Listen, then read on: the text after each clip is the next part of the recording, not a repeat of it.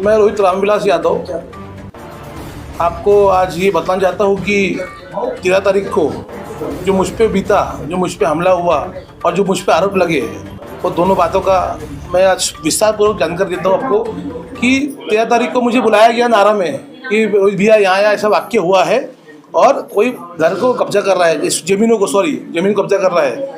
मैंने ठीक है भैया, एक काम करो, कंट्रोल रूम में फ़ोन लगा दो शॉर्टकट में। तो कंट्रोल रूम में उन्होंने फ़ोन नहीं लगाया, मैंने फ़ोन लगाया। सर वहाँ पर इलीगल लोग आ गए प्रॉपर्टी कब्जा करने के लिए, उनके हाथ में हथियार होकर सब कुछ थे। थोड़ी देर में उसके जो ओनर है राजकिरण हरियाणी, उनको मैंने कॉल किया कि भैया वहाँ ऐसा हो रहा है, उन्होंने भी कंट्रोल फ़ोन लगाया। हम दोनों वहाँ पहुँचे पुलिस के बुलाने पे, पुलिस ने कहा आप स्पॉट पे आइए।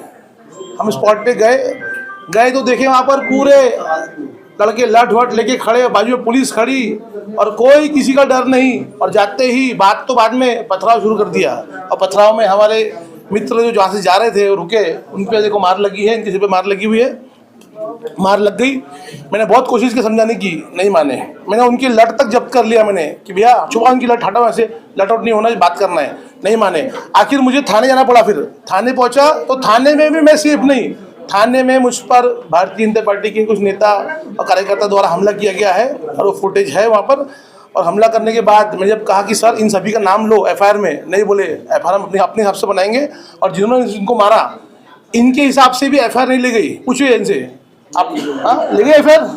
इन्होंने 10 नाम दिए कि सर इन लोगों ने मिलकर मेरे को मारा धक्का मुक्की करके, किसी का नाम नहीं लिया। बोले नहीं, हमको 2 नाम लेने के लिए बताया, हम 2 ही लेंगे।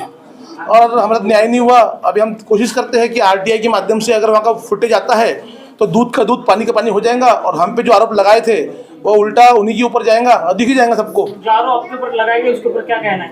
कहना कुछ नहीं है, बस चुनाव आ रहा है, चुनाव की सर्द गर्मी तेज हो गई है और चाहते हैं कि मुझे चुनाव से दूर किया जाए, इसलिए मेरी छवि को खराब करने के लिए कंटिन्यू कुछ तथ्यहीन बात ऐसी करो कि जो मैनेज भी हो जाए कि हाँ कुछ कर सकता है। कुछ भी बात बिना सर पैर की बात कर रहे हैं मेरे को चुनाव से दूर करने के लिए। अभी आपकी क्या मांग है? मेरी ये मांग है कि जितने भी लोगों ने मुझ पर हमला किया है थाने के अंदर, उनका फुटेज लीजिए, उनकी जांच कीजिए और उन सभी पे कार्रवाई की। और इन्होंने जो आयुष बंजारी है, इनको जिन्होंने मारा है, इन्होंने जितने नाम दिए थे उन सब पे एफआईआर होना चाहिए और मुझे न्याय मिलना चाहिए। और जो झूठा प्रसार किया गया उसमें जिन मीडिया ने भी झूठा प्रसार किया है उनको अपनी गलती मानना चाहिए और उसमें आप नया वीडियो बना के डालिए कि हमसे गलती हुई, हमको जानकारी का अभाव था।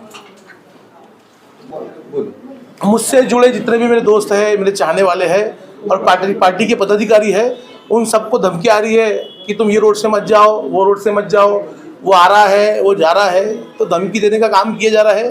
मैं चाहूँगा नागपुर शहर पुलिस से कि एक बार बुलाकर सभी की क्लास लिया जाए। हम तो तैयार हैं, हमारे मन में कुछ नहीं है, हम तो क्या सामाजिक लोग हैं। पर जो लोग असामाजिक तत्व उनसे जुड़े हुए हैं और बोलते हैं कि विकेट ले लेंगे, मर्डर कर देंगे, सुपारी निकल गई, तो प्लीज़ नागपुर शहर पुलिस सबको बुलाकर एक बार समझ लो कौन सुपारी लेने वाला पैदा हुआ है और कौन सुपारी लेने को तैयार है, तो आप बात कर लेंगे। हाँ, जिस तरह से आप बता रहे हैं कि अच्छा है, कुछ भी हानि होती है तो इसका जिम्मेदार कौन है? अगर मुझे, मेरे परिवार, मेरे दोस्तों को कुछ भी होता है तो उसकी पूरी जिम्मेदारी हरियाणी बंधु, तो युवराज हरियाणी है, संतोष हरियाणी है, खेमराज दमय, सौरभ पाराशार, विनायक खंडुले और इनके पूरे साथी ये फुटेज में जितने आएंगे इन सब उसमें लिप्त है। इन सब लोगों ने मेरे जान से मारने की प्लानिंग की है। अरे दम है तो लड़ो ना लोकतंत्र में, मुझे मार के क्या मिलेगा कि मैं चुनाव नहीं लड़ पाऊँ? ये सब पे है, अगर मुझे कुछ भी होगा उसकी जिम्मेदारी सभी लोग रहेंगे उसमें।